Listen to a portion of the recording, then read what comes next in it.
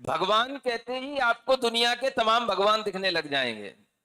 जो भगवान नहीं है वो भी भगवान दिखने लग जाएंगे। जो जिस रूप में फेमस है सारे भगवान आपके सामने आ जाएंगे। भगवान कहने से क्या हुआ? सामान्य कथन हुआ।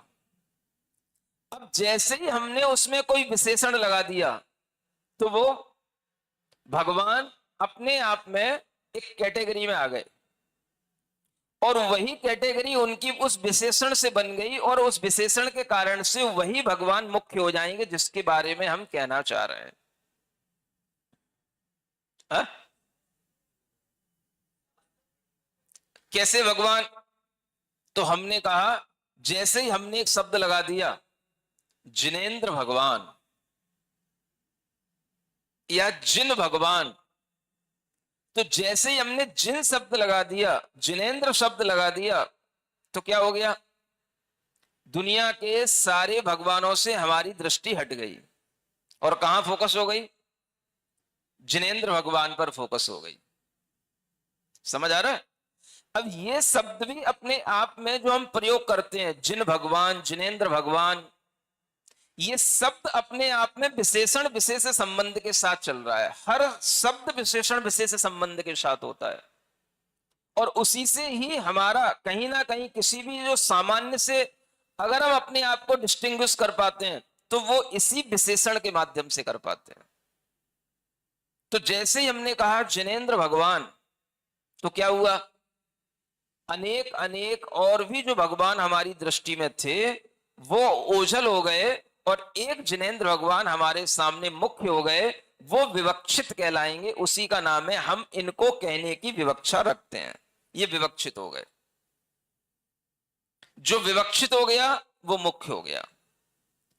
तो जब हम भगवान को कहते हैं तो भगवान भी हमारे सामने किसी ना किसी विशेषण से ही सामने आता है।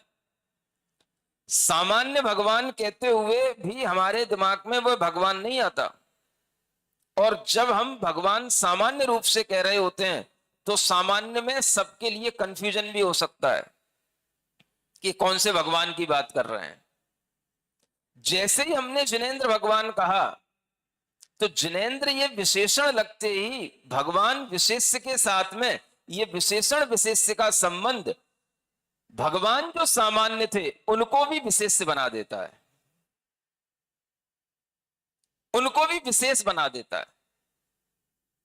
यानी विशेषण विशेष्य का संबंध जो है वो सामान्य को विशेष बना करके उस विशेष की विशेषता के साथ में अभिव्यक्त कर देता है। ये पदार्थ क्या संबंध चलता रहता है और इसी कारण से हम अपना बहुत सारा व्यवहार करते रहते हैं। अब हमें नहीं पता कि हम इस व्यवहार में इस अनेकांत दर्शन का प्रयोग कर रहे हैं। आप देखिए आपके हर व्यवहार में अनेकांत का प्रयोग हो रहा है।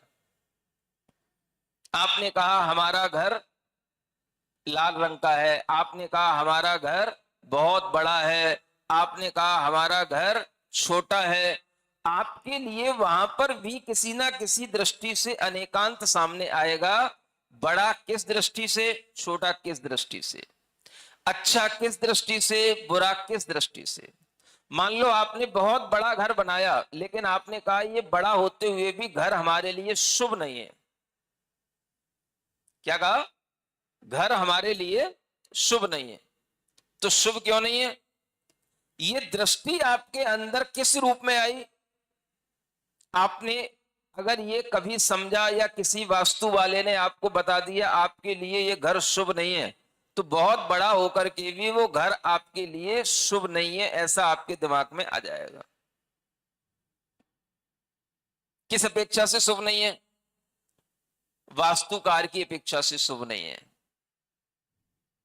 समझ में आ रहा है? अगर आपने उसमें एकांत मान लिया कि ये घर शुभ नहीं है क्योंकि इस वास्तुकार ने कह दिया है, तो फिर ये एकांत आपके दिमाग में चढ़ गया तो वो घर वास्तव में शुभ से अशुभ हो जाएगा। सुन रहे हो? आजकल बहुत तरह के बिजनेस चल रहे हैं, ये भी एक बहुत बड़ा बिजनेस है। हाँ, वास्तु का बिजनेस है ना। आपको मैं बताना चाहता हूं